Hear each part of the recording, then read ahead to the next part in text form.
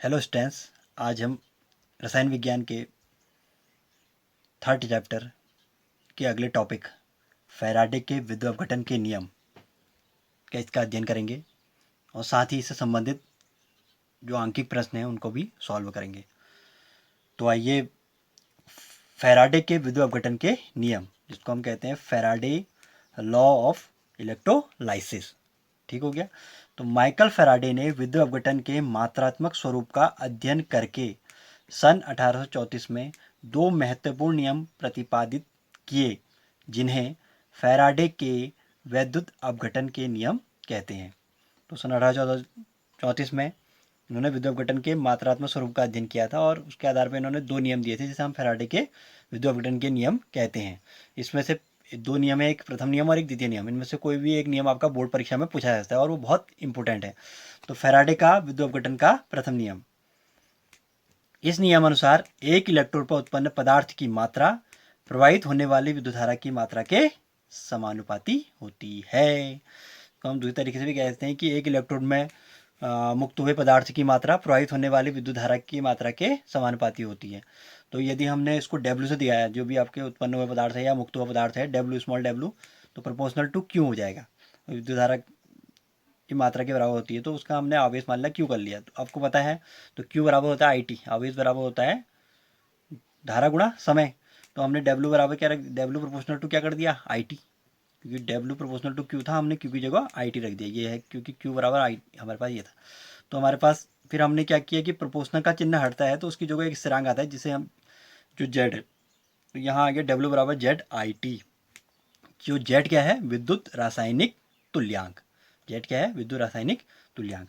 अब हम इसकी परिभाषा निकालेंगे। यदि हमने आई बराबर जो है, आई बराबर 1 एम्पियर रखा और टी बराबर 1 सेकंड रखा, तो दोनों का मान एक एक हो गया, तो ये एक ही हो गया। तो डब्ल्यू बराबर हमारे पास क्या आ गया, जेड आ गया। तो यहाँ से हमारे पास विद्युत रासायनिक तुल्यांक की परिभाषा आ जाएगी। कभी आपसे पूछा जा सकती है, किसी विद्युत अपघट्य के विलयन में 1 एम्पियर धारा 1 सेकंड तक प्रवाहित करने पर इलेक्ट्रोड पर मुक्त पदार्थ की मात्रा उस पदार्थ का विद्युत रासायनिक तुल्यांक कहलाती है। ठीक हो गया। तो ये आपको समझ में आ गया होगा। इसे हम क्या कहते हैं, यही फैराडे का विद्युत अपघटन नियम। यहीं तक आप विद्युत रासायनिक तुल्यांक की परिभाषा भी निकाल सकते हैं इससे। और फैराडे के विद्युत अपघटन का नियम ये है, प्रथम नियम ये है। तो ये आपको याद करना है और इसको आप समझेंगे। इसके बाद फैराडे का विद्युत अपघटन का द्वितीय नियम आता है। तो इस नियमानुसार विभिन्न विद्युत अपघट्यों के विलयनों में समान विद्युत धारा समान समय तक प्रवाहित करने पर इलेक्ट्रोडों पर मुक्त हुए विभिन्न भिन्न पदार्थों की मात्राएं उनके तुल्यांकी भारों के समानुपाती होती है। ठीक हो गया। तो इसका आप समझिए, अतः यदि इलेक्ट्रोड में मुक्त पदार्थ की मात्रा क्या है, W1 और W2 है, तथा तुल्यांकी भार क्या है, E1 और E2 है, तो हमारे पास क्या आ जाएगा, W1 अपॉन W2 बराबर E1 अपॉन E2।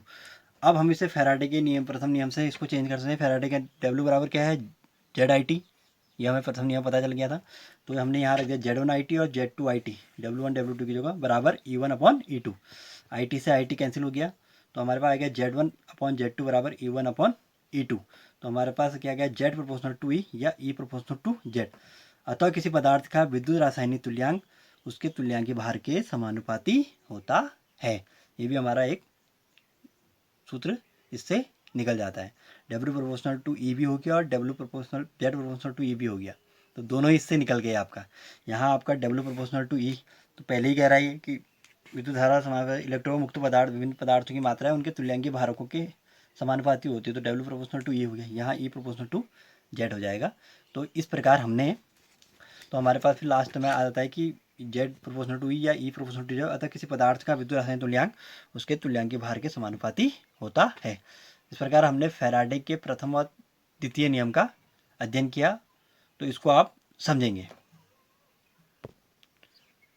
तो आइए इससे संबंधित एक आंकिक प्रश्न को हल करते हैं, जो एनसीईआरटी किताब में पूछा गया और जो परीक्षा की दृष्टि से भी बहुत इंपॉर्टेंट है। तो सवाल है, CuSO4 के विलयन को 1.5 एम्पियर की धारा से 10 मिनट तक विद्युत अपघटित किया गया।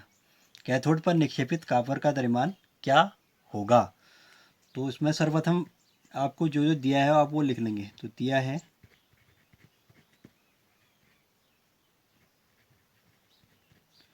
तो आपको धारा दे रखी है, तो आई दे रखा है आपको, आई बराबर आपको दे रखी है 1.5 एम्पियर धारा होगी ये, 1.5 एम्पियर। ठीक हो गया। और आपको टी समय दिया हुआ है, टी टी बराबर आपको दे रखा है 10 मिनट। 10 मिनट, मिनट को आप सेकंड में चेंज करेंगे तो 10 गुणा 60 लिख देंगे, तो ये आ जाएगा आपके पास 600 सेकंड। ठीक हो गया। अब आपको पता है आवेश Q बराबर क्या होता है, आई टी। तो आवेश Q बराबर आपके पास आता है Q बराबर आई इंटू टी। तो आई टी इसका मान रखेंगे तो आई का मान हो गया 1.5 टू टी का मान आपका है 600। तो ये हो जाएगा आपका 15×90, तो ये आ जाएगा 900, क्योंकि 9000 आएगा तो पॉइंट लग गया, तो 900 गुलाम आ गया। ये आया आपका 900 गुलाम। अब अभिक्रिया में चले जाएंगे, तो अभिक्रिया से, अभिक्रिया आपका CuSO4 का विलयन है। तो CuSO4 को जब आप तोड़ेंगे तो आप लिखेंगे CuSO4। इसको जब ये विघटित होगा तो ये होगा Cu2 पॉजिटिव और प्लस SO4 2 नेगेटिव। अब हमें क्या करना है, हमें Cu से मतलब है, तो Cu2 पॉजिटिव जो है इसमें एक रिएक्शन बनाएंगे। Cu2 पॉजिटिव क्या करेगा, 2 इलेक्ट्रॉन ग्रहण करके किस में चेंज हो जाएगा, Cu में, Cu सॉलिड में चेंज हो जाएगा ये। ठीक हो गया। अब जो इसका जो द्रव्यमान होता है वो होता है 63.5 ग्राम। ये आपको याद रखना पड़ेगा, क्योंकि ये कहीं नहीं भी, कहीं सवालों में दिया रहता है, कहीं नहीं भी दिया रहता है। तो हमें ये मेन जो होते हैं, जैसे निकल हो गया, कॉपर हो गया, इनका हमको द्रव्यमान याद रखना पड़ेगा। तो इसका 63.5 ग्राम होता है। ठीक हो गया। अब यहाँ से एक और सूत्र लगता है, Q बराबर NF। क्या लगता है, Q बराबर NF। N क्या है इसमें, N जो है इलेक्ट्रॉनों की संख्या है, तो 2 इलेक्ट्रॉन है इसमें, तो आ रहे नहीं यार 2 इलेक्ट्रॉन, ये देखिए। और F जो होता है फैराडे स्थिरांक होता है, इसका मान 96,500 हम रखते हैं, 500 गुलाम। ठीक हो गया। तो इसको हम मल्टीप्लाई कर लेंगे तो जीरो जीरो ही आया ये, और ये आया 5 दूनी 10, 6 दूनी 12 और 1 13, और 9 दूनी 18 और 1 19। तो ये आ गया 1,93,000 गुलाम। 1,93,000 गुलाम। अब हम इसको सवाल बनाएंगे इसकी रीति से, कि हम ये लिखेंगे कि 1,93,000 गुलाम से हमें कितना ग्राम मिल रहा है, कितना कैथोड पर कितना कॉपर निक्षेपित हुआ है, 3.5। ठीक हो गया। तो क्योंकि कैथोड पर आपका अपचयन होता है, तो ये अपचयन हो रहा है, तो 63.5 हो रहा है। तो ये कैथोड पर हो गया आपका, यहाँ कैथोड भी लिख सकते हैं आप। ठीक हो गया। तो आप लिखेंगे, सवाल बनाएंगे रीति से, 1,93,000 गुलाम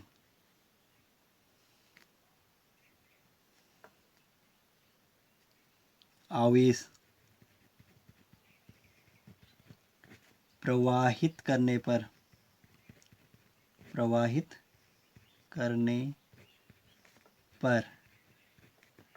कैथोड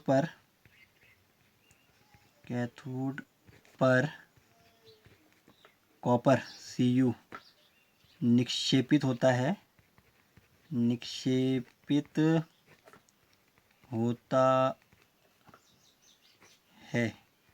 बराबर कितना होता है आपका, ये हो रहा है 63.5 ग्राम। ठीक हो गया। तो 1 कूलाम आवेश प्रवाहित करने पर कैथोड पर कॉपर निक्षेपित होगा बराबर कितना होगा, 63.5 अपॉन 1,93,000 ग्राम। ठीक हो गया। अब हमारे पास आ जाएगा, कितने पे निकालना है, हमने निकालना है 900 गुलाम पे।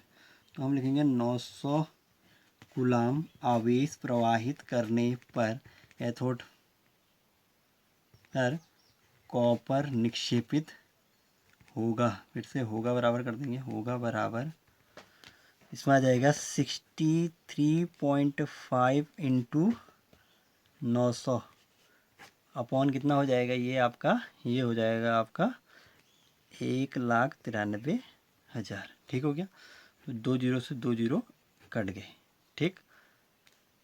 अब इसको और 60.5 को 9 से मल्टीप्लाई कर लेंगे तो ये हमारे पास आएगा, जब 63.5 और को इंटू 9 से मल्टीप्लाई करेंगे तो ये आता है 571.5 और अपॉन आ गया आपके पास 1930, क्योंकि 2 जीरो कट गए। ये आपके समझ में आ गया होगा इतना, ठीक हो गया।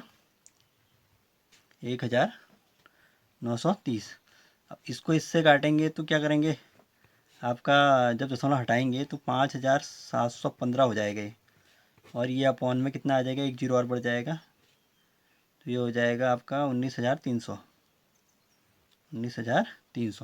इसके इससे काटेंगे तो ये आता है आपका 0.296 ग्राम।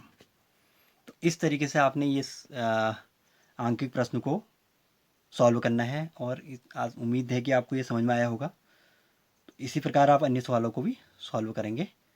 Thank you.